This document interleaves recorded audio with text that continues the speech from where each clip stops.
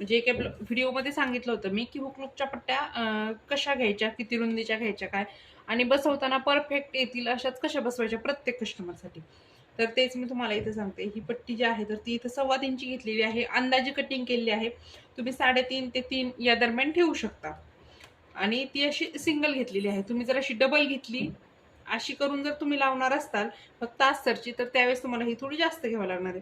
हे अशी एक सिंगल पट्टी काढून घेतली आहे. त्यानंतर ही एक मेन फॅब्रिक जे आहे ना तर त्याची देखील काढून घेतली आहे. असं केल्याने ब्लाऊजला लुक पण एक छान येतो आणि पट्टी दिसायला लूज पडत नाही. हुक वगैरे लावल्यानंतर नुसत्या अस्तरची जर पट्टी लावली तर ती लूज पडते.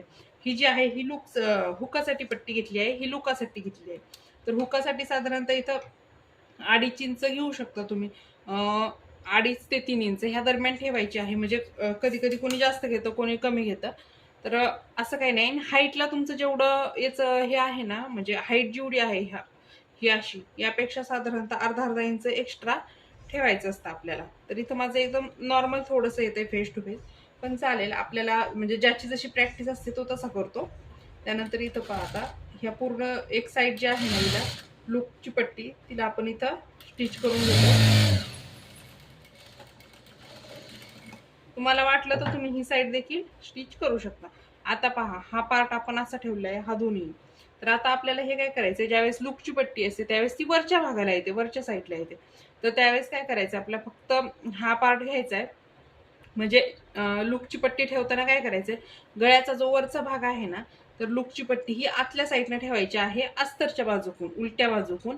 म्हणजे ती फोल्ड केल्यानंतर वरच्या साईडला जाईल आणि बरोबर आपल्याला गळ्याच्या वरच्या बाजूने ठेवायची आहे. हे तुमच्या लक्षात आलंच असेल. ठेवताना गळ्याच्या वरच्या साईडला ठेवायची आहे ही पट्टी. बरोबर अशी हे करून, म्हणजे अस्तरचं कापड वरती आलं पाहिजे, मेन फॅब्रिक आत गेलं पाहिजे, आणि उलट्या साईडला ठेवलेली आहे. इथं पहा आपण गळा पलटी केलेला आहे, त्यामुळे इथं सध्या तुम्ही असंच फोल्ड करू शकता किंवा नंतर केलं तरीही चालेल. तर आपण नंतर करूया.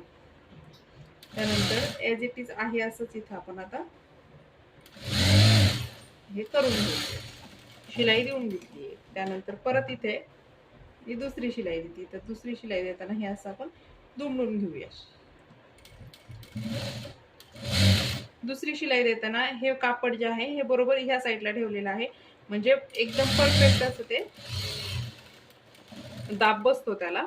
तर आता हे पहा, याला एकदम असा परफेक्ट असा दाब बसलेला आहे, जेणेकरून आपण ज्यावेळेस हुक लावू त्यावेळेस